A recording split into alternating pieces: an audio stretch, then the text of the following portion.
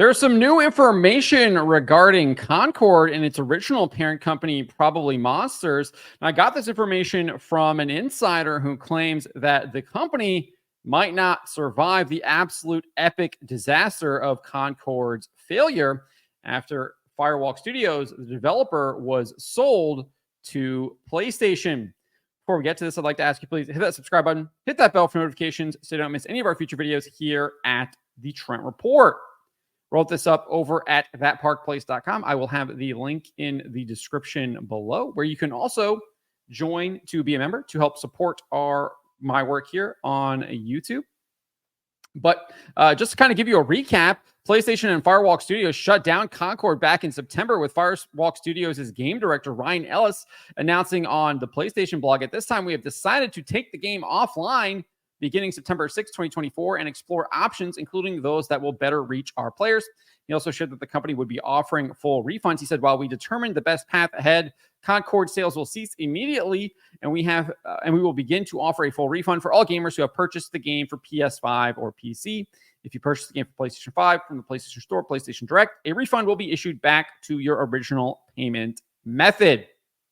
So that announcement came after the game failed to attract any kind of substantial player base. When the game released on August 23rd, it only hit a peak concurrent player count of just 697 on Steam. You can see that right there. This was obviously taken before the game was shut down, but that was indeed its peak, and it had already fallen to 110 when I took this, which looks to be around like September 3rd or so there, based on that graph. It also did not appear to do well on PlayStation. The latest data from PSN Profiles indicates that only 1,825 people purchased the game. You can see that right there. And then we also had a report from True Trophies that the game had bombed out of the gate, landing in the 147th most popular PlayStation game on its weekly chart when it first released. In its second week, the game fell to 180th. When it was in early access and open beta, it was actually in the 29th position for both of those when it was available for free, indicating that a lot of people did not purchase this game that played it in the early access and open beta, and that's kind of reflected in those Steam numbers too, because I think that was actually, those Steam numbers were worse than when it was in early access and open beta. I think it actually got to like 1,200 or something like that during one of them. We also had a report after the game was shut down. This came from Colin Moriarty. He claimed that an insider informed him that Concord cost about $400 million to make. He said that was, he said this here, but let's go back up here. He said, that it cost $400 million to make. He went on to reveal that ProbablyMonsters, the original owner of Firewalk Studios in Concord, before selling to PlayStation Studios and Sony, and the game's original investors, had spent $200 million on the game before it even made it to its alpha state. So he's saying that ProbablyMonsters spent $200 million on this game before it even got to alpha state. And when they sold it to PlayStation Studios and Sony, which they did in April 2023, at least that's when it was announced. He said this: "Up to the point of the game went to alpha state, they had already spent $200 million on it, and it's unclear how much of that money is from ProbablyMonsters and the original investors into the game, and how much of that was from Sony." He then shared when the game had $200 million spent on it, and was basically in an alpha form in Q1 of 2023. From that point until the game launched, Sony spent another $200 million on it. The scuttlebutt behind the scenes about Concord is that the game was in a laughable shape when it was shown. Basically, when the alpha was ready to go, it was in such horrible shape that Sony felt they needed to spend that much money again. So 200 plus 200 to get the game to the minimum viable product status, not to the status of it being a great game, to get it to just viability. Clearly, they didn't get it there, given the fact they shut this game down in 2 weeks. A major expense was to urgently outsource much of the game to the other studios to finish building the game out, and that two fundamental games were not being worked on at all up to the point in which the game was shown in alpha. Onboarding, nothing about that. There was nothing about how players make their character, all that kind of stuff, or choose their character and get there. And monetization, two very expensive, very specific and boutique things that happen to games like this. So he's saying that there was no development on those two aspects up to the point where Sony purchased it. Later in the video, he claimed that executives at Sony, and specifically PlayStation Studio boss Herman Holtz, were championing the game and believed the game would or could be their Star Wars. He noted that at Sony, they were describing the game as, quote, the future of PlayStation, that they had such major ambition for this game that it was referred to internally as the Star Wars project for Sony. that it can be repeatedly revisited over and over and over again, not only in cross media, but in what we were seeing. He pointed to the game being featured in Prime Video's upcoming secret level show, as well as the weekly story vignettes the developers promised. Next, he shared that there was a, quote, toxic positivity vibe. He said, you weren't allowed to say anything internally about this game, about how something was wrong with it. Character designs are not right. They really, truly believe this was Herman Holtz's baby, apparently, and he internally was himself a massive champion of the game. And to that point, they had the controller and everything that they made for this, had huge support for this game. And it did indeed, like they were hoping that this would be their like next big franchise. Obviously, not the case whatsoever. So that is kind of all of the background, all of the context. Obviously, there's a lot more that we could get into, but I think that's good enough, right? So now I have an insider tells me in Bat Park Place that he does not believe that Probably Monsters will survive moving forward, albeit he does think there are some people who might be able to salvage the company and thread the needle, but only time will tell. He also noted that morale at the company is horrifically low.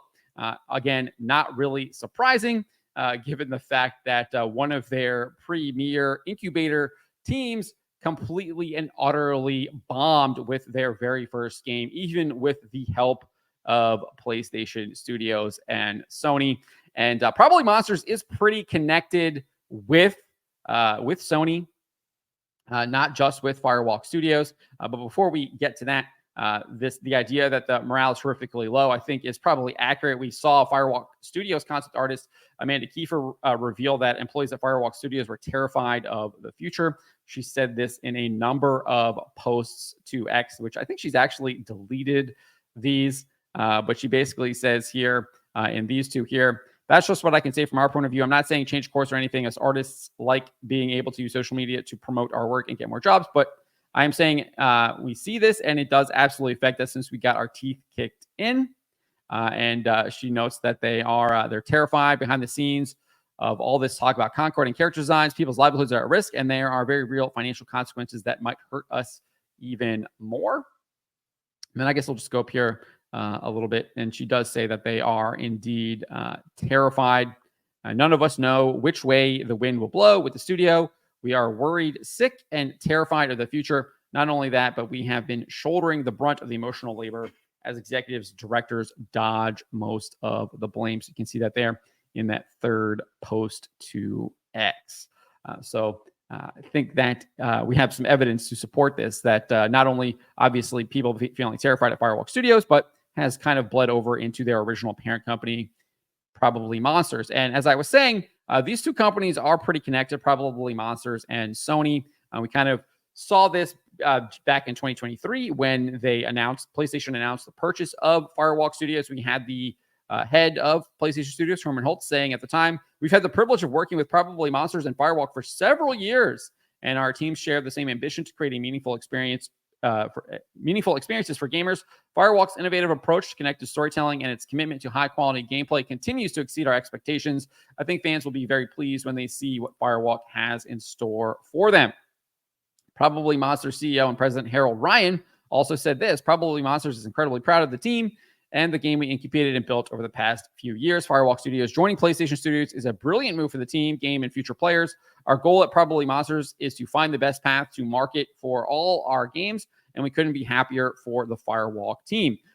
It goes so far back that there was an interview that Tony Hsu, the head of Firewalk Studios, gave to IGN back in 2021. He told them, with Probably Monsters support, we were able to really focus on a game concept we've been excited about, and we met Sony in 2018. So again, Sony was involved with Firewalk Studios, with Probably Monsters, going back to 2018, 5 years before they actually ended up purchasing Firewalk Studios from Probably Monsters.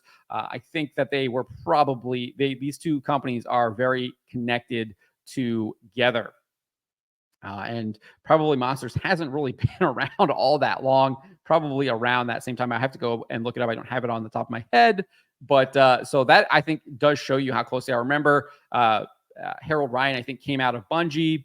Bungie, obviously, PlayStation Studios. So makes sense that they would be connected, and that Probably Monsters' fate probably was significantly tied to Firewalk Studios and Concord here, albeit they do have some other projects in the works. But when you see your first one kind of absolutely abysmally bomb like this, it does not give much hope for the other projects that you are working on. So we'll see what happens here. But my inside source does indeed note that this company might not last after Concord's abysmal failure. He does note that there is a possibility that it could. They do have some leadership in place that could potentially thread the needle, find a way to salvage this company, but it is going to take a lot of work to do that, given the fact that morale at the company is really, really low. And they are still probably reeling from the abysmal failure that Concord was. Again, they thought this game was going to be a massive, massive success. We've seen this from multiple insiders. Obviously, the one telling Colin Moriarty that they thought it was going to be their Star Wars. That obviously did not happen. It became basically a graveyard, and that's what it is now. And I doubt that this game will be coming back in any way, shape, or form anytime soon, despite people speculating that could be the case based on the game being updated in the Steam notes and everything like that. But let me know what you guys make of this. What do you make of what this insider had to tell me, that probably Monsters might not survive Concord getting shut down, let alone Firewalk Studios? Let me know in the comments below. Remember to always be charitable, especially to each other, but to always speak the truth.